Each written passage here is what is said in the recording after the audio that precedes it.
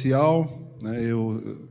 Hoje eu estou fazendo 2 anos daquele acidente que eu caí, quebrei o pulso, né? Quebrei todos os ossos do pulso, meu pulso foi estraçalhado, quebrei 3 costelas.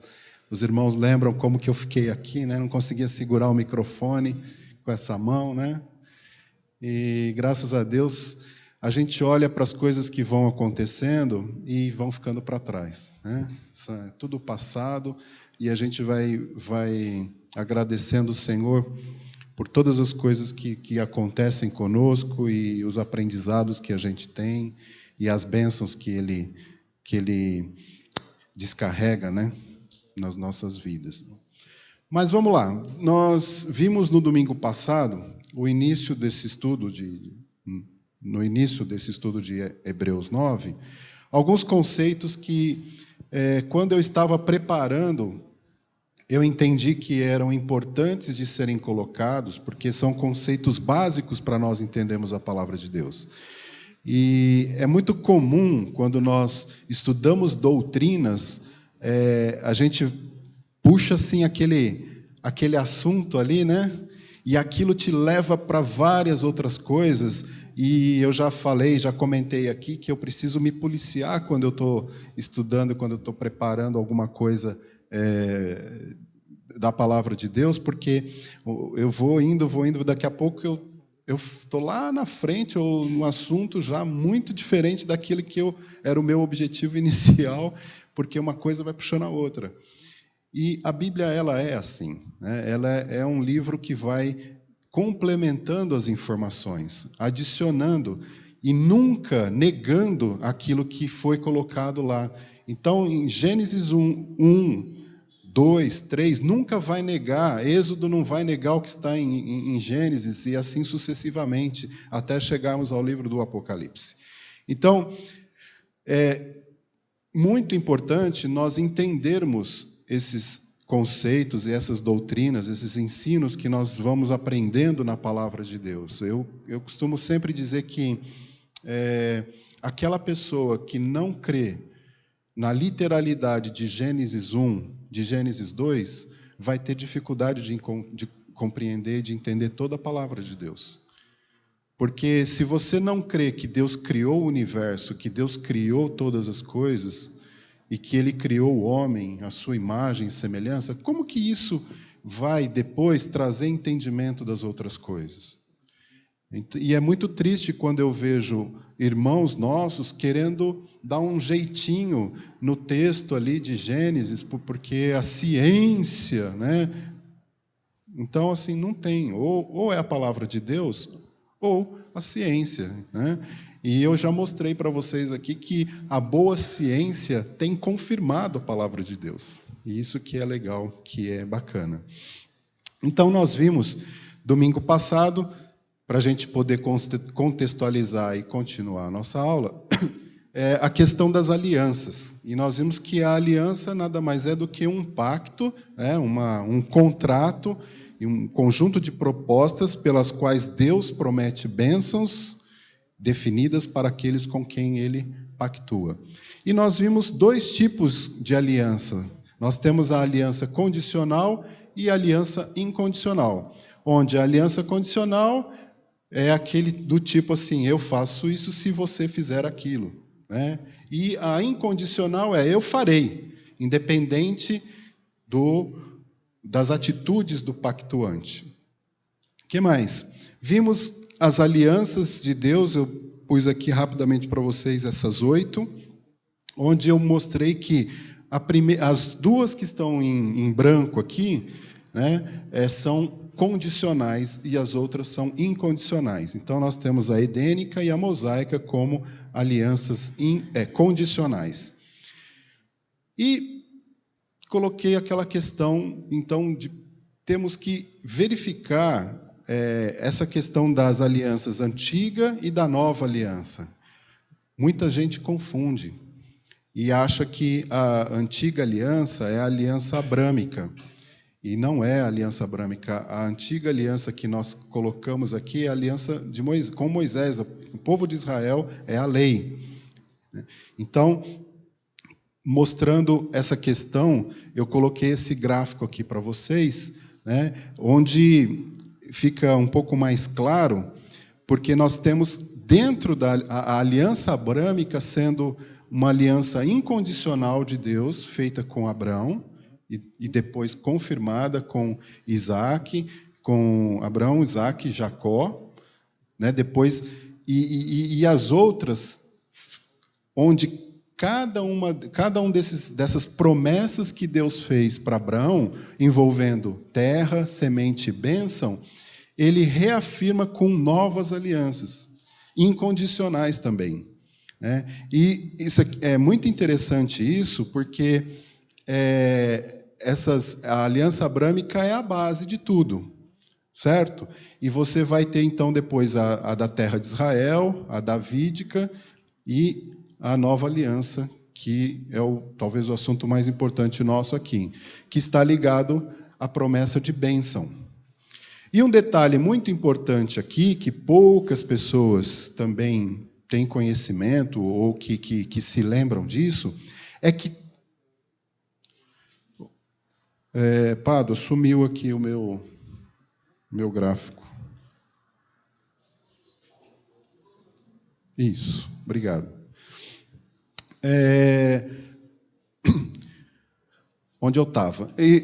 Poucas pessoas têm o conceito correto, na minha visão, na nossa visão, na visão do pastor aqui, inclusive, que todas essas alianças serão cumpridas no reino messiânico. Então, hoje, você não vê, por exemplo, a questão da terra de Israel, você não vê Israel tomando posse de toda a terra que foi prometida a Abraão, Isaac e Jacó, certo?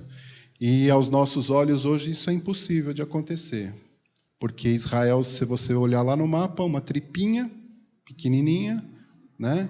E cercada de inimigos por todos os lados, desse lado inimigos e do outro lado mar.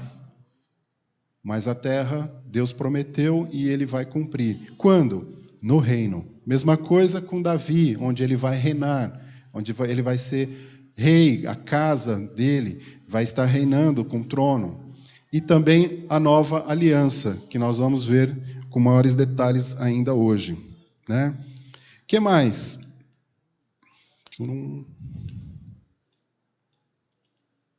Nós vimos, então, com quem foi feito o pacto da antiga aliança, a aliança da lei. Nós vimos as cláusulas da lei, nós vimos os propósitos da lei, e nós vimos a situação da lei. E aqui é muito importante, principalmente para aqueles que não vieram no domingo passado, não pegaram aula, nós entendermos que, como nós vimos lá em Mateus 5, 17, né, o Senhor Jesus dizendo que ele veio cumprir a lei. E nós vamos ler lá, por favor, abra sua Bíblia em Gálatas, capítulo 3. Eu estou correndo com essas coisas porque isso a gente já viu a aula passada, né? Domingo passado. Mas é muito importante nós frisarmos essa questão da situação da lei, da situação da antiga aliança. Então, eu vou ler aqui para vocês, acompanhem comigo, Gálatas 3, vou começar a partir do verso 10. E vamos lá. Todos quantos, pois, são das obras da lei, estão debaixo de maldição, porque está escrito, maldito todo aquele que não permanece em todas as coisas escritas no livro da lei para praticá-las. Você quer seguir a lei? Siga a lei, mas você está debaixo de maldição. E é evidente que pela lei ninguém é justificado diante de Deus, porque o justo viverá pela fé. A lei não é um meio de salvação, nunca foi. Nunca foi a intenção da lei ser um método de salvação. Cristo nos resgatou da maldição da lei, fazendo-se Ele próprio maldição em nosso lugar, porque está escrito, maldito todo aquele que for pendurado em madeiro, para que a bênção de Abraão chegasse aos gentios em Jesus Cristo, a fim de que recebêssemos pela fé o Espírito prometido. Irmãos, falo como homem. Ainda que uma aliança seja meramente humana, uma vez ratificada, ninguém a revoga ou lhe acrescenta alguma coisa. Ora, as promessas foram feitas a Abraão e ao seu descendente. Não diz e aos descendentes, como se falando de muitos, porém como de um só, e ao teu descendente, que é Cristo. E digo isso, uma aliança já anteriormente confirmada por Deus, a lei, que veio 430 anos depois, não a pode abrogar, de forma que venha a desfazer a promessa. Porque se a herança provém da lei, já não decorre da promessa, mas foi pela promessa que Deus a concedeu gratuitamente a Abraão. A promessa está aqui, né? Não vai voltar. Mas vocês lembram do gráfico, né? Lembram do gráfico? A promessa está lá. Terra, semente, descendência. Não é isso? Então, se vem da lei, já não é da promessa. Mas o que está dizendo aqui? Não é da lei, é da promessa. O que o Senhor prometeu para Abraão, ele vai cumprir. Agora, vem a pergunta óbvia. Então, qual a razão de ser da lei? Verso 19. E a resposta é muito clara. Não tem dúvida. Foi adicionada por causa das transgressões. Israel, considerado como criança. Criança, o que você tem que fazer com a criança? Você tem que educar. Você tem que ensinar. Então, a lei, né, mais para frente, diz que a lei serviu de aio. Então, Israel, ora, é assim que tem que ser. Então, veio por causa das transgressões, e aqui tem uma informação muito importante. Até que o quê, gente? Até que viesse o descendente. Quem é esse descendente que nós limos nos versículos anteriores, que é o versículo 16? Claríssimo aqui, não tem dúvida, é o Senhor Jesus Cristo. Então, a lei foi adicionada ao quê? A promessa. A lei foi adicionada por causa das transgressões, até que viesse o descendente a quem se fez as promessas, o Senhor Jesus Cristo. Então, é temporal. A lei, o pacto de lei, a aliança da lei, ele é temporal, até que viesse o descendente, até que viesse aquele que veio cumprir a lei. E o Senhor Jesus disse isso. E foi promulgada por meio de anjos pela mão de um mediador. Muito bem, não há dúvida aqui, não há dúvida. Por isso que, quando eu leio lá Romanos capítulo 10, verso 4... como já lemos aqui várias vezes, que o fim da lei é Cristo para a justiça de todo aquele que crê. O fim da lei aqui, eu posso interpretar como finalidade, mas para mim aqui o fim da lei é ponto final, acabou mesmo. A lei está cumprida. Não tem essa história de que, a lei continua. Não continua. Acabou a lei. Se você quiser continuar seguindo a lei, você está sob maldição. Então, que fique muito claro aqui, né? A lei ela termina no Senhor Jesus. E nós vamos ver isso com muita clareza também em Hebreus 9, que a gente está estudando hoje, né? Oi.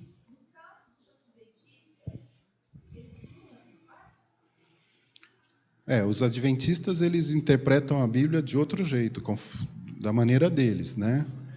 E eles não entendem assim. Eles não entendem assim. Eles creem, eles acham que eles têm que seguir. E os adventistas têm uma coisa muito complicada, porque, para eles, a questão do sábado é mais importante do que o sacrifício de Jesus, né, na cruz.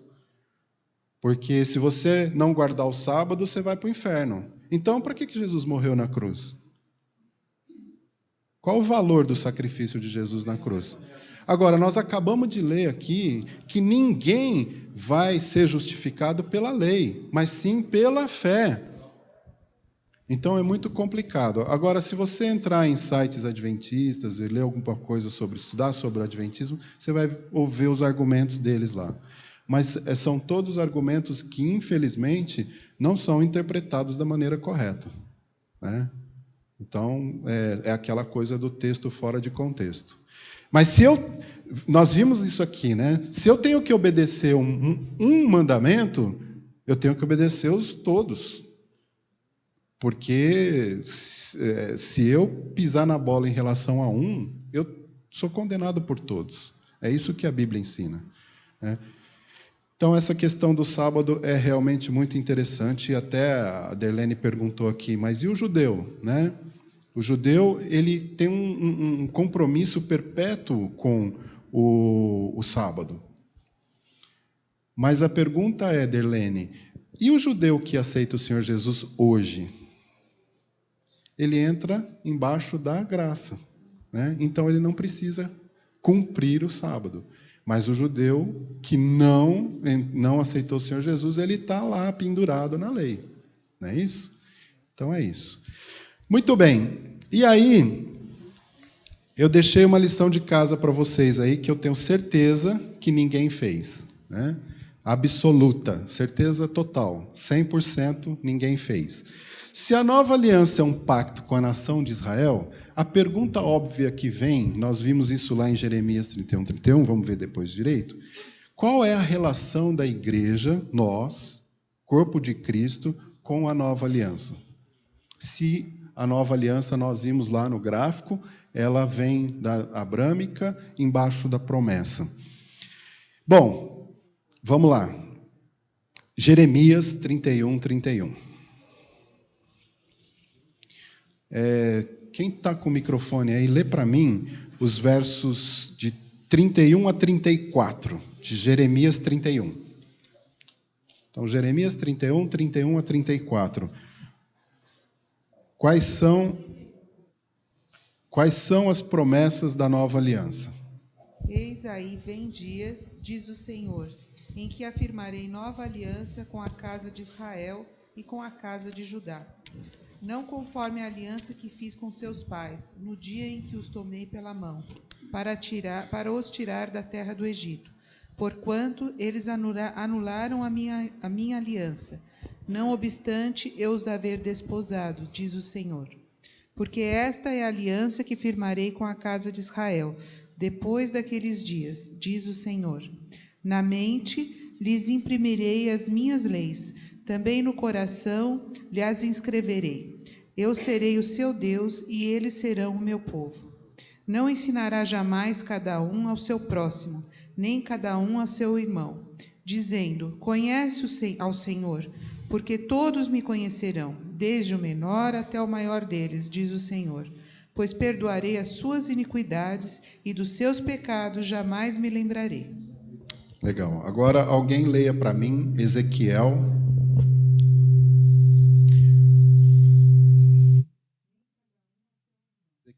Ezequiel.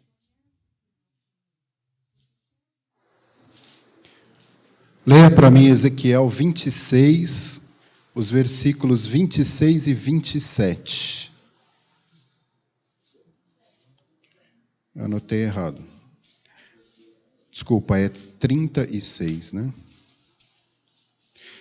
Ezequiel 36. Versículos 26 e 27. Dar-vos-ei coração novo, e porei dentro de vós espírito novo. Tirarei de vós o coração de pedra, e vos darei coração de carne. Porei dentro de vós o meu espírito, e farei que andeis nos meus estatutos.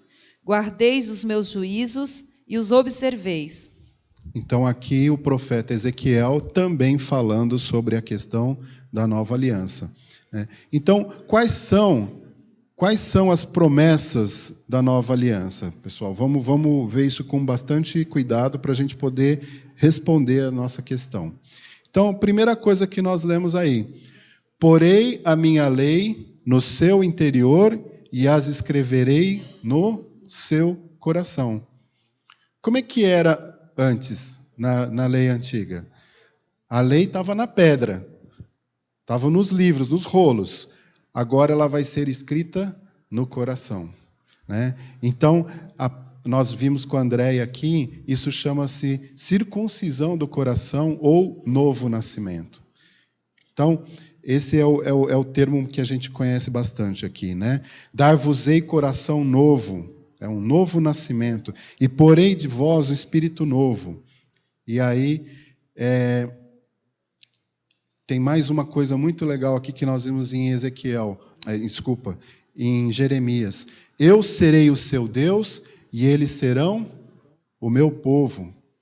Hoje Israel está separado de Deus, né? Muitos israelitas hoje, infelizmente, foram para a Cabala, estão no espiritismo, né?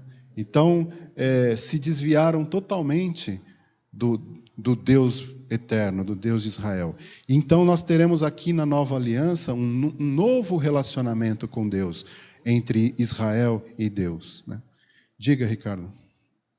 O coração de pedra está relacionado aos 10 mandamentos? O coração de pedra está relacionado à dureza do coração deles em aceitar as coisas de Deus. Ou seja, presos da lei. Isso, tá? Era um povo duro, né? De dura cerviz, né, gente? Como foi difícil para eles. Eles saíram do Egito, mas como foi difícil eles esquecerem as coisas do Egito, né? Eles ficavam toda hora lá, lá no Egito, lá no Egito, lá no Egito, né? E a gente fala, ô povinho duro, e nós somos iguais, né? Ou piores, né? Porque a gente também fica muito se lamentando com Deus, né? Ó vida, ó. Que mais? Não ensinarão mais cada um ao seu próximo, nem cada um a seu irmão, porque todos me conhecerão. O que é isso aqui? Acabamos de ler. Porei dentro de vós o meu espírito, e fareis com que andeis nos meus estatutos. Agora, é uma coisa que eu sempre falo aqui também, gente. Vocês já estão cansados de me ouvir falar isso. Nós somos a habitação do Espírito Santo, nós já temos esse privilégio. Então, todo crente tem o autor da Bíblia, né, o autor da palavra de Deus, ensinando diretamente no seu coração, na sua mente, aquilo que está escrito. Nós temos condições de entender a palavra, de estudá-la, porque nós somos a habitação do Espírito Santo. Nós temos o privilégio que eles só terão, aqueles que não aceitaram atualmente, eles só terão lá no reino messiânico, quando o Senhor vai transformar o coração deles. E que mais? Pois lhes perdoarei a sua iniquidade e não me lembrarei mais dos seus pecados. Agora não é mais o Quipur, não é mais a cobertura que aqueles sacrifícios de animaizinhos oferecia, mas agora, na nova aliança, é a remoção dos pecados. E eu fico imaginando como isso aqui é fantástico para mim. Deus, que sabe todas as coisas, que é onisciente, onipresente, dizendo assim, eu vou simplesmente apagar os pecados de vocês, não vou mais lembrar deles. Então, só Deus que pode fazer isso. Tem o controle total da mente, né? E pode dizer, eu não vou mais me lembrar. Não vou lembrar mais quando vocês adoraram lá o bezerro de ouro, quando vocês fizeram todas essas coisas que estão sendo feitas atualmente. Então, Deus prometendo que não vai ser mais cobertura dos pecados, mas é a remoção total e completa. Muito bem. Bom, ainda não respondi, vou chegar lá. Mas como disse a Andréia Pavel, né? Que volta, né, Marcos? Realmente, que volta. Toda essa volta, então, para finalmente nós voltarmos para Hebreus 9. Então, por favor, vamos lá. Eu não esqueci de Hebreus. E vocês vão entender, espero, por que eu dei toda essa volta, né? Eu vou ler Hebreus capítulo 9, começando do verso 1. Prestem atenção, gente. Às vezes nós lemos a palavra de Deus e não prestamos atenção nos detalhes, né? Nós fazemos aquela leitura dinâmica, assim. E Hebreus capítulo 9, verso 1 diz assim: Ora, a primeira aliança, que é essa aliança que nós vimos aqui, a lei, também tinha preceitos de serviço sagrado e o seu santuário terrestre. Com efeito, foi preparado o tabernáculo, cuja parte anterior, onde estavam o candeeiro, a mesa, a exposição dos pães, se chama o lugar santo. Porque por trás do segundo véu se encontrava o tabernáculo que se chama o Santo dos Santos, ao qual pertencia um altar de ouro para o incenso e a arca da aliança totalmente coberta de ouro, na qual estava uma urna de ouro contendo o maná, a vara de Arão, que floresceu, e as tábuas da aliança. E sobre ela os querubins de glória, que com a sua sombra cobriam o propiciatório. Destas coisas, todavia, não falaremos agora pormenorizadamente.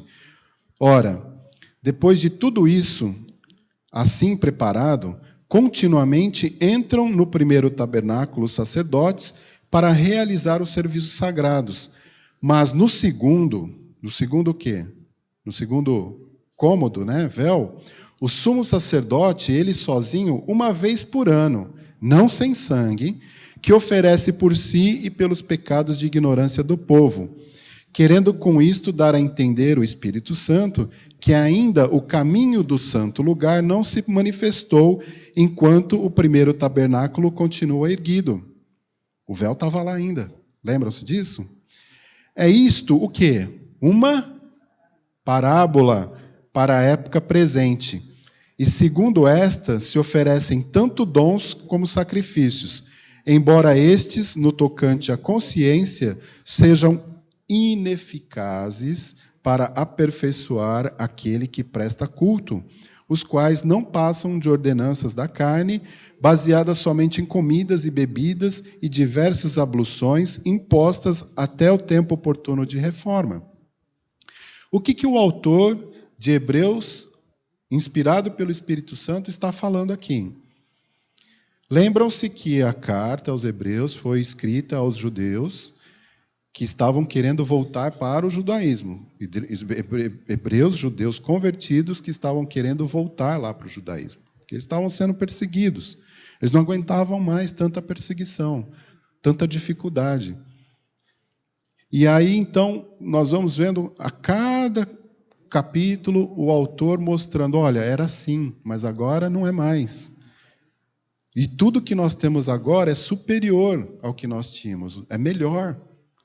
E aqui ele mostra, então, a figura do tabernáculo, aquele que foi montado lá no deserto, por ordem de Deus, né? E ele faz uma breve explicação aqui de como que era, né? Essa parte anterior ao Santo dos Santos, e aqui tinha o véu que separava, onde o sacerdote entrava aqui somente uma vez por ano.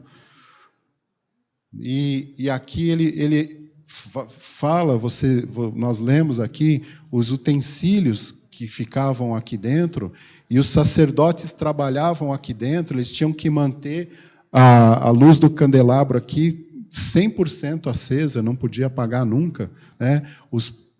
A mesa dos pães, e então existia todo um ritual aqui. Tudo isso era o quê?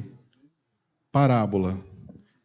Em outras traduções, vocês vão ver aí alegoria, ou tipo do que viria. E aí, então,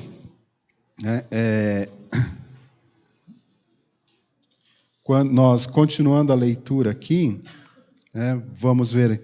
Quando, porém, veio Cristo, como sumo sacerdote dos bens já realizados, mediante o quê, gente? O maior e mais perfeito tabernáculo, que não foi feito pelos homens agora, não por mãos, quer dizer, não desta criação, não por meio de sangue de bodes e de bezerros, mas pelo seu próprio sangue. E ele entrou no Santo dos Santos, uma vez por todas, tendo obtido eterna redenção. Portanto, se o sangue de bodes e de touros e a cinza de uma novilha, as perdidas sobre os contaminados, os santificam, quanto à purificação da carne, muito mais o sangue de Cristo, que pelo Espírito Eterno a si mesmo se ofereceu sem mácula a Deus, purificará a nossa consciência de obras mortas para servirmos ao Deus vivo. Por isso mesmo, ele é o mediador da nova aliança, a fim de que, intervindo a morte para a remissão das transgressões que havia sobre a primeira aliança, recebam a promessa da eterna herança aqueles que têm sido chamados.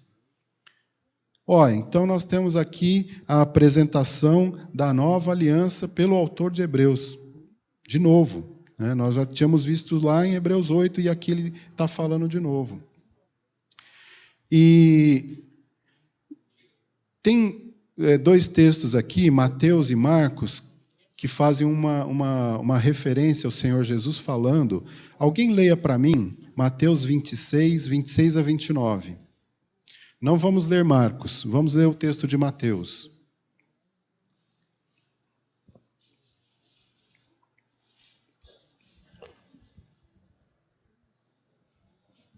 Enquanto comiam, tomou Jesus um pão e, abençoando-o, o partiu. E o deu aos discípulos, dizendo: tomai e comei, isto é o meu corpo. A seguir tomou um cálice e, tendo dado graças, o deu aos seus discípulos, dizendo: bebei dele todos, porque isto é o meu sangue, o sangue da nova aliança, derramado em favor de muitos, para a remissão de pecados. O Senhor Jesus aí, então, tomou o pão, tendo dado graças, o partiu, E aí ele oferece o sangue também, e ele diz o quê? Este é o sangue da nova aliança. Agora, alguém leia para mim Lucas 22, 19 e 20.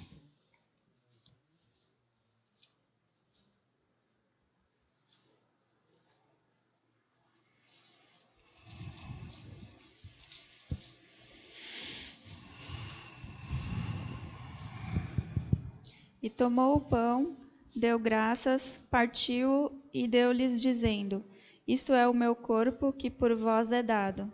Fazei isto em memória de mim.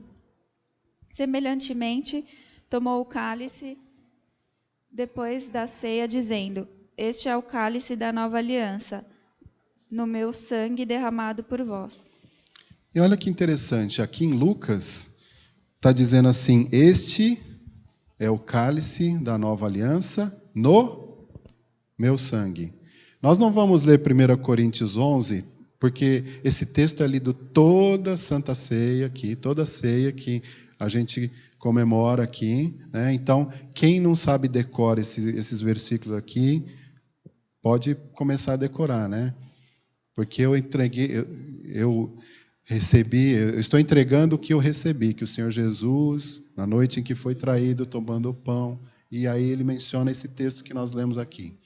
Qual que é a diferença aqui de ênfase?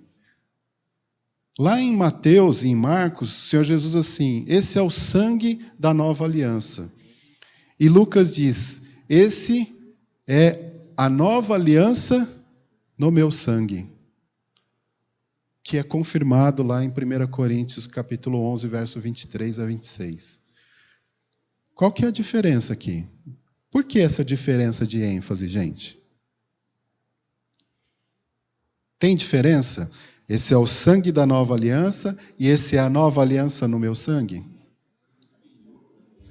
Oi, pode falar alto para mim. O sangue é o penhor. É isso mesmo. Não é?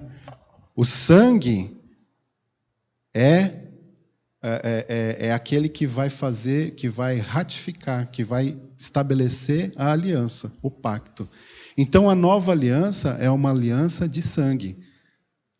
Vocês se lembram como que invalidava uma aliança de sangue? No Antigo Testamento, nós temos lá os vários tipos de aliança. O Ion recentemente pregou aqui, num dos sermãos, ele falou do sapato, né? Você trocava o sapato, tinha o sal, você trocava o sal, e tinha o sangue, a aliança de sangue. Como é que se invalidava uma aliança de sangue? Com a morte de um dos pactuantes. Agora, a nova aliança é uma aliança de Deus, um pacto, uma aliança incondicional, selado com o sangue de Cristo. Não tem dúvida nenhuma de que é eterna. E por que a nova aliança no meu sangue?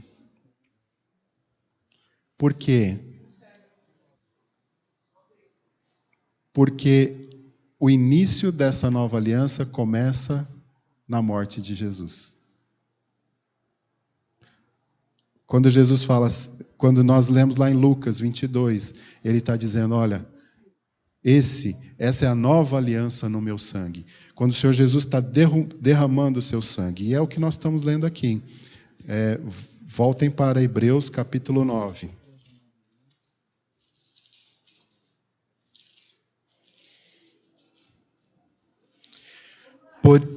Oi.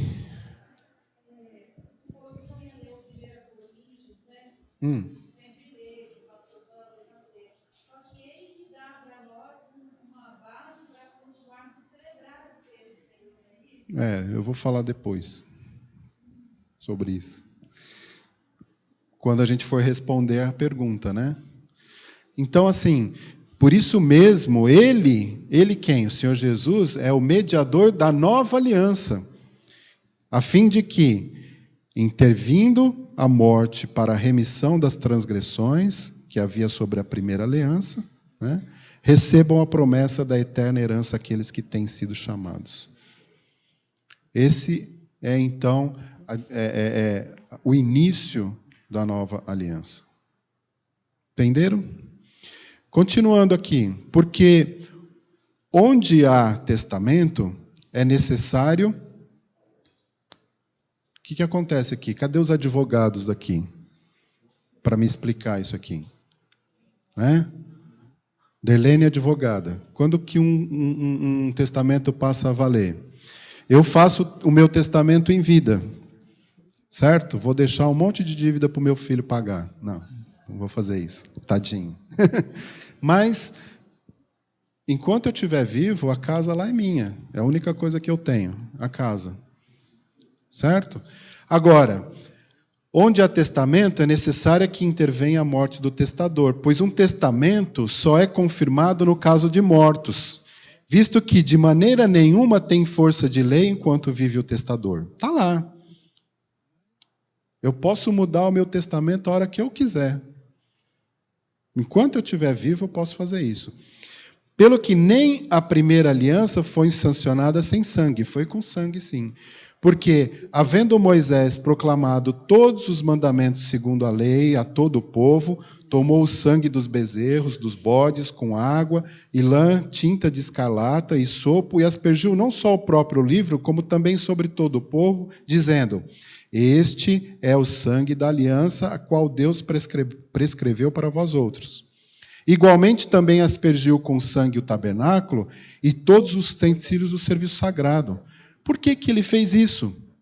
Versículo 22. Com efeito, quase todas as coisas, segundo a lei, se purificam com sangue, e sem derramamento de sangue não há remissão. Ele tinha que fazer isso, aspergir o sangue, para purificar todos aqueles utensílios que nós vimos ali naquele desenho. Né? Então, a questão do testamento. E isso é uma coisa também que faz toda a diferença quando você vai estudar a palavra de Deus. É você lembrar que até a cruz, nós, quando lemos e estudamos, nós estamos sob a lei. O Novo Testamento não começa em Mateus, como está aqui na nossa Bíblia, mas ele começa em Atos, a partir de Atos, podemos dizer assim. Porque é após a morte do Senhor Jesus, após a morte do testador. Isso faz muita diferença quando nós vamos estudar a palavra de Deus. É isso? Muito bem. Alguém quer falar? Ferreira? Não? Tá. 23. Era necessário, portanto, que as figuras das coisas que se acham nos céus e purificassem com tais sacrifícios, mas as próprias coisas celestiais com sacrifícios a eles superiores. Porque Cristo não entrou em santuário feito por mãos, figura do verdadeiro, porém no mesmo céu, para comparecer agora por nós diante de Deus. Nem ainda para se oferecer a si mesmo, muitas vezes, como o sumo sacerdote, cada ano entra no Santo dos Santos com sangue alheio. Ora, neste caso, seria necessário que ele tivesse sofrido muitas vezes desde a fundação do mundo. Agora, porém, ao se cumprirem os tempos, se manifestou uma vez por todas, para aniquilar pelo sacrifício de si mesmo o pecado. Prestem atenção aqui, meus irmãos hebreus. Lá, todo ano o sacerdote tinha que oferecer o sacrifício lá e entrar lá no Santo dos Santos. Por quê? Porque o pecado era coberto, não era removido. Agora não. Agora nós temos o Cordeiro de Deus que tira o pecado do mundo. E não é mais necessário o sangue de bode, de ovelha, de animais. Por quê? Porque o Senhor Jesus derramou o seu próprio sangue. O Deus eterno, uma vez por todas, que tira, não cobre, mas que tira o pecado. E assim como aos homens está ordenado morrerem uma só vez, vindo depois disso o juízo, assim também Cristo, tendo se oferecido uma vez para sempre para tirar os pecados de muitos, aparecerá segunda vez sem pecado aos que o aguardam para a salvação. Aleluia! Não vejo a hora. Este versículo, Hebreus 9, 27, não é o único, mas é um dos versículos mais importantes que nós temos para refutar a questão da reencarnação, né? Então, esse versículo é muito claro, mostrando para nós que não existe conivência ou convivência, como vocês queiram, entre a doutrina da reencarnação, né, e a doutrina de que nós estaremos, sim, prestando contas, o homem vai prestar contas a Deus do que ele decidiu durante esta vida. Então, a reencarnação não tem fundamento bíblico, apesar ou a despeito, eu não sei se alguém já estudou sobre isso também, eles terem vários argumentos, né, sobre essa questão, argumentos bíblicos, né, ou texto fora de contexto. Mas aqui é muito claro. Assim como aos homens está ordenado morrerem uma só vez, vindo depois disso o juízo, aí faz-se a comparação com a vinda de Jesus, que também ofereceu uma vez para sempre tirar os pecados de muitos. Por que de muitos e não de todos? Daqueles que creem, né? Aqueles que o aguardam para a salvação.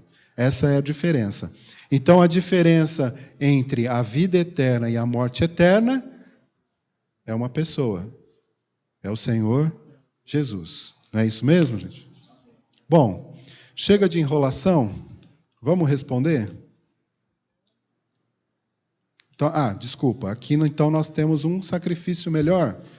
É muito melhor do que aquele que era oferecido na antiga aliança com animaizinhos que simplesmente cobriam o pecado e não removiam o pecado, né? Mas estamos chegando no final da aula e aí vocês devem estar me cobrando, né? Vamos responder e aí eu devolvo a pergunta para vocês. Qual a relação da igreja, corpo de Cristo, com a nova aliança? Alguém vai me fazer morder a língua aqui? Fez a lição de casa ou não? Não, né? Conheço vocês. Vamos começar por Romanos capítulo 4. Por favor, eu vou ler. Eu vou ler porque aí eu vou parando e vamos comentando. Prestem atenção. Alguém gostaria, agora sem brincadeira, alguém gostaria de colocar? Eu gostaria muito de ouvir a colocação de vocês, mas eu sei que muita gente não vai querer se expor aqui. Mas seria interessante se alguém tivesse alguma opinião a respeito, tirando a Célia, o Ferreira, né? O pessoal que fez o curso da missão aí e tal. Mas então vamos ler Romanos capítulo 4. Que, pois, diremos ter alcançado Abraão, nosso pai, segundo a carne? Uma pergunta. Porque se Abraão foi justificado por obras, tem de que se gloriar, mas não diante de Deus. Pois que diz a Escritura?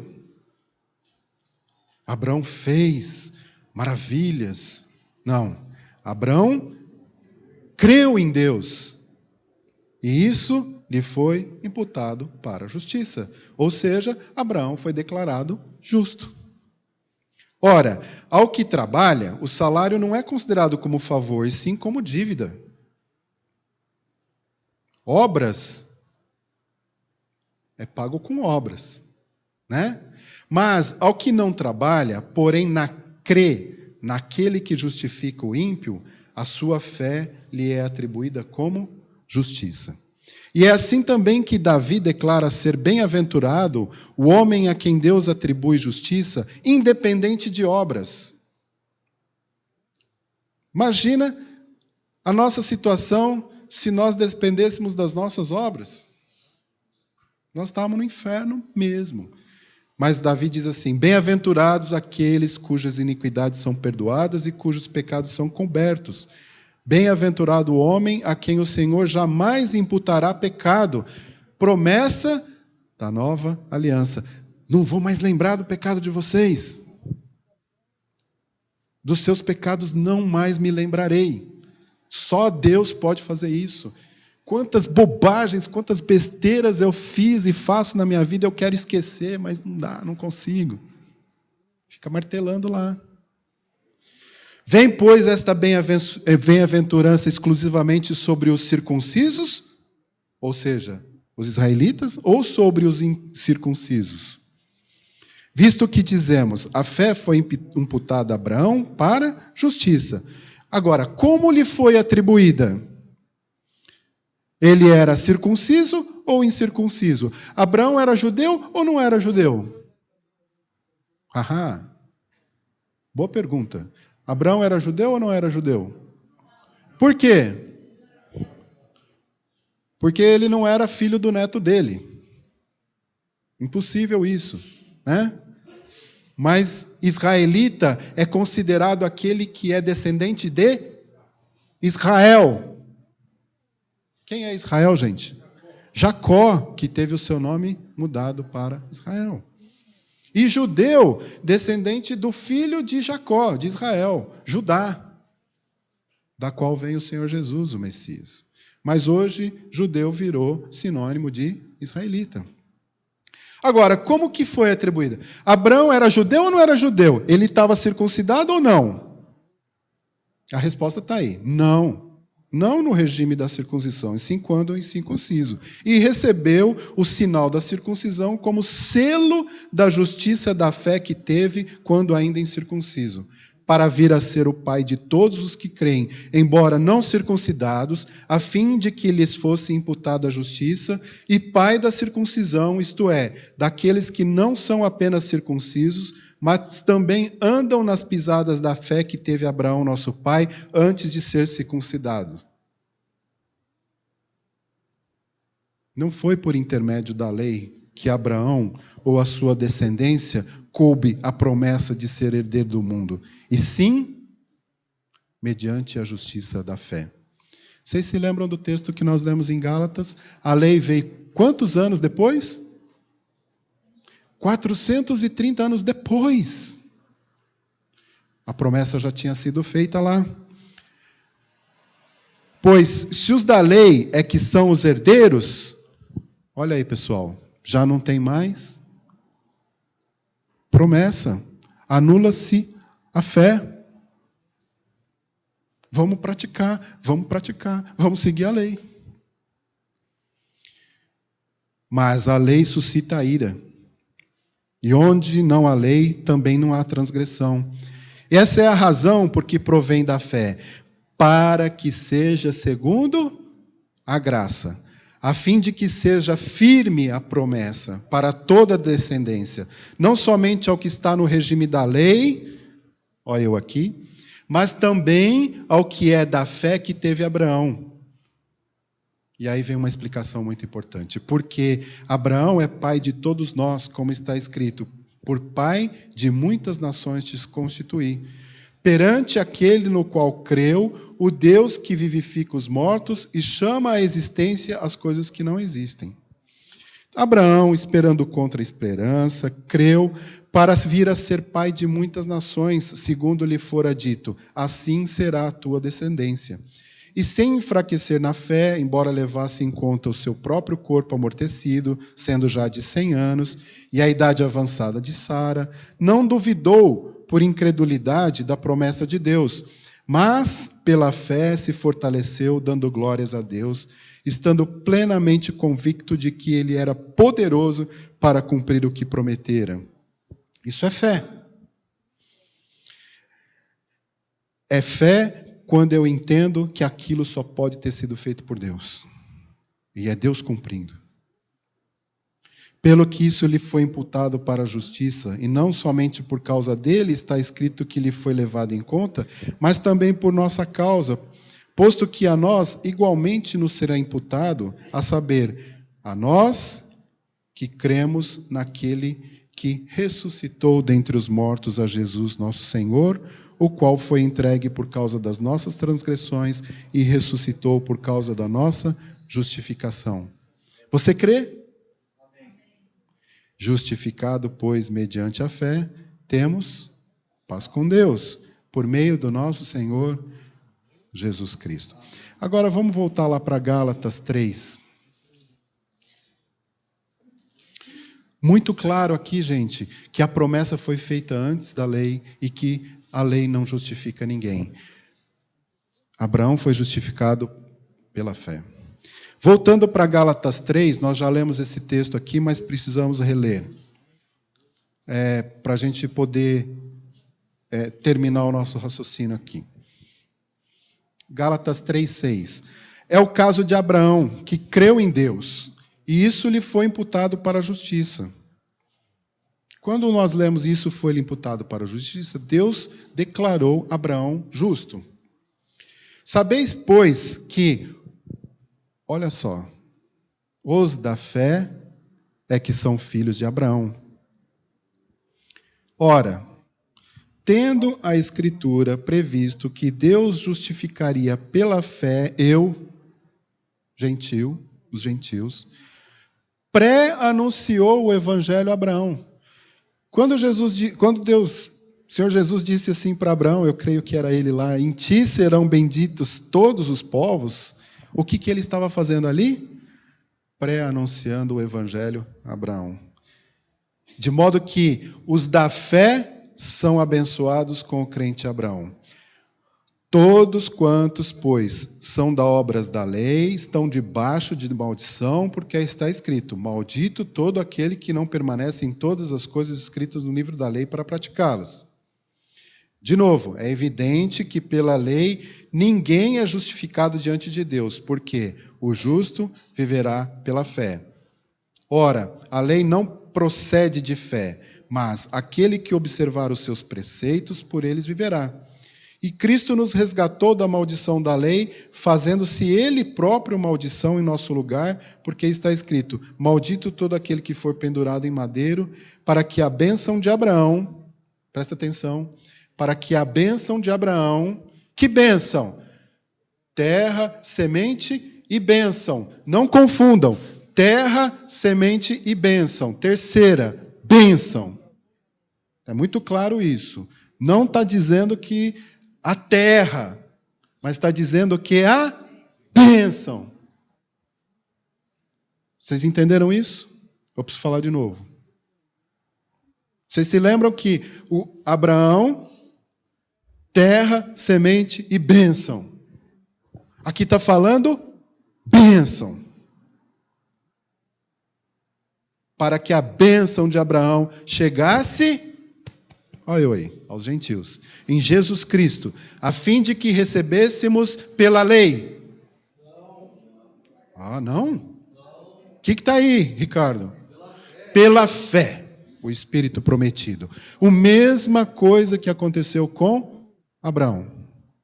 Irmãos, falo como homem, ainda que uma aliança seja meramente humana, uma vez ratificada, ninguém a revoga ou lhe acrescenta alguma coisa. Ora, prestem atenção. Já lemos isso, já ensinamos isso, mas isso aqui é fundamental. As promessas foram feitas a Abraão e a quem? E ao seu descendente. Não diz aos descendentes, como se falando de muitos, porém como de um só, e ao teu descendente, e dá o nome dele, Senhor Jesus Cristo. E digo isto, uma aliança já anteriormente confirmada por Deus, a lei, que veio 430 anos depois, não vai cancelar, não vai abrogar, não vai mudar aquela que foi feita com Abraão. Ou seja, não vai desfazer a promessa. Porque se a herança provém de lei, já não vem da promessa. Mas foi pela promessa que Deus concedeu incondicionalmente, gratuitamente a Abraão. Então, qual a razão da lei? Foi adicionada por causa das transgressões, até que viesse o descendente, a quem se fez a promessa, e foi promulgada por meio de anjos pela mão de um mediador. Ora, o mediador não é de um, mas Deus é um. A lei é contrária às promessas de Deus? De modo nenhum. Porque se fosse promulgada uma lei que pudesse dar vida à justiça, na verdade, seria procedente da lei. Mas a Escritura encerrou tudo sob o pecado, para que, mediante a fé em Jesus Cristo, fosse a promessa concedida a quem? Aos que seguem a lei, aos que guardam o sábado, Silvia. A quem? Vocês são muito inteligentes, vocês são muito bons. Aos que creem. Mas antes que viesse a fé, estávamos sob a tutela da lei e nela encerrados, para essa fé que de futuro haveria de revelar-se. De maneira que a lei nos serviu de aio para nos conduzir a Cristo, o tutor, o professor, aquele que dá o caminho, aquele que mostra como as coisas devem ser, a fim de que fôssemos justificados por fé. Mas quando veio a fé, aí não estamos mais subordinados ao aio. Pois todos vós sois filhos de Deus, mediante a fé em Cristo Jesus. Amém. Aleluia. Porque todos quantos fostes batizados em Cristo, de Cristo vos revestistes. De Sarte, presta atenção, não pode haver judeu, nem grego, nem escravo, nem liberto, nem homem, nem mulher. Viu, mulheres? Porque todos vós sois um em Cristo, inclusive as mulheres. E se sois de Cristo, também sois descendentes de Abraão e herdeiros segundo a promessa. Eu sou descendente de Abraão pela fé que eu deposito no Senhor Jesus Cristo e, consequentemente, sou herdeiro dessa promessa.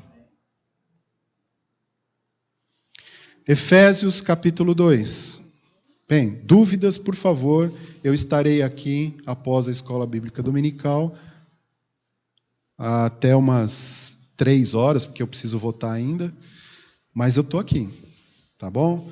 Porque não vou poder abrir agora para debate, que o sino já tocou, daqui a pouco toca o outro, e a gente precisa ir embora. Efésios capítulo 2, versículo 14. Porque ele é a nossa paz, o qual de ambos fez um. Ambos quem? Judeus e gentios, né? Esse é o contexto aqui, se vocês lerem os versículos anteriores. E tendo derribado a parede da separação que estava no meio, a inimizade, aboliu na sua carne a lei dos mandamentos na forma de ordenanças. Aboliu. Para que dos dois, judeus e gentios, criasse em si mesmo um novo homem, fazendo a paz. E reconciliasse ambos em um só corpo com Deus, por intermédio da cruz, destruindo por ele a inimizade.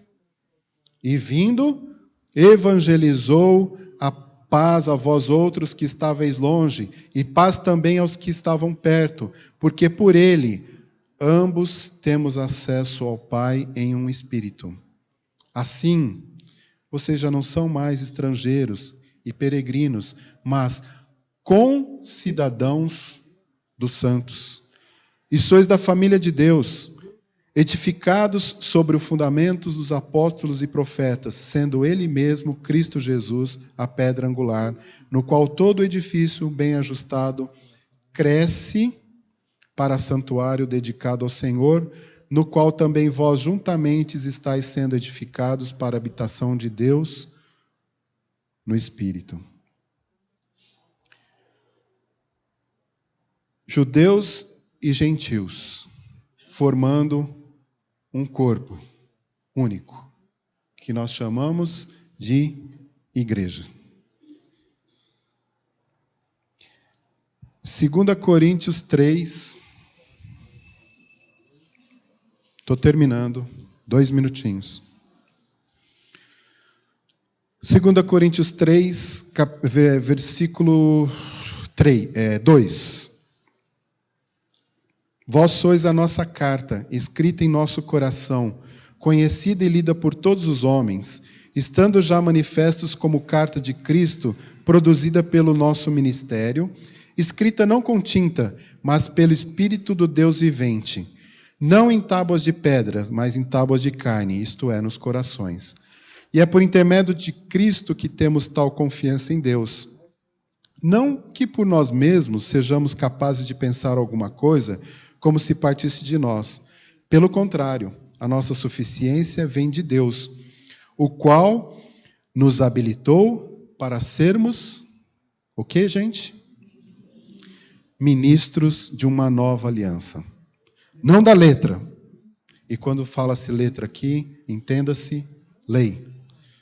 Mas do Espírito, porque a letra mata, mas o Espírito vivifica. Então, através da sua morte, o Senhor Jesus tornou-se mediador da nova aliança e possibilitou a reconciliação de todos aqueles que confiam na sua obra redentora. Nós somos herdeiros da promessa que foi feita a Abraão, por causa daquele a quem foi feita a promessa, que derramou o seu sangue. Então nós já temos participação na nova aliança por causa do Senhor Jesus Cristo. Nós recebemos os benefícios da nova aliança por causa do Senhor Jesus Cristo, a quem foram feitas as promessas. As promessas foram feitas para Ele. E por nós cremos no Senhor Jesus, nós já recebemos os benefícios da nova aliança. Se vocês se lembrarem lá de João 1, de 11, né? O Senhor Jesus veio para o que era seus, mas os seus, mas a todos quantos o receberam. Deu-lhes o direito de serem feitos filhos de Deus, a saber, aos que creem no seu nome. Isso era um plano de Deus que não estava revelado no Antigo Testamento. A igreja é um mistério. E nós vimos o apóstolo Paulo falando, agora eu estou revelando esse mistério para vocês. Em Romanos 11, o apóstolo Paulo diz que pelo tropeço de Israel, a salvação veio aos gentios, para colocá-los em ciúmes. Então é isso, meus irmãos. Nós já temos o privilégio da nova aliança, que foi feita promessa para Abraão, que foi feita lá em Jeremias 31, com o povo de Israel. Nós temos esse privilégio de fazermos parte de bênçãos da nova aliança, por causa do Senhor Jesus Cristo, a quem se fez a promessa. Porque os filhos de Abraão são aqueles que creem, são os da fé. Amém? Entendido? Dúvidas? Podem vir aqui, a gente tenta esclarecer as que forem possível. Mas essa é a resposta. Nós já somos a habitação do Espírito Santo e isso temos vários ensinos aqui, inclusive do apóstolo Paulo, mostrando isso, que nós somos selados e somos a habitação do Espírito Santo, já tendo o privilégio que a nação de Israel só terá com a nova aliança no reino messiânico. Amém? Continuem lendo Hebreus, continuem estudando e tenham todos... Oi, queridão, vem aqui. Tenham todos um bom domingo, sejam abençoados pelo Senhor Jesus e vamos orar pelas nossas eleições, né?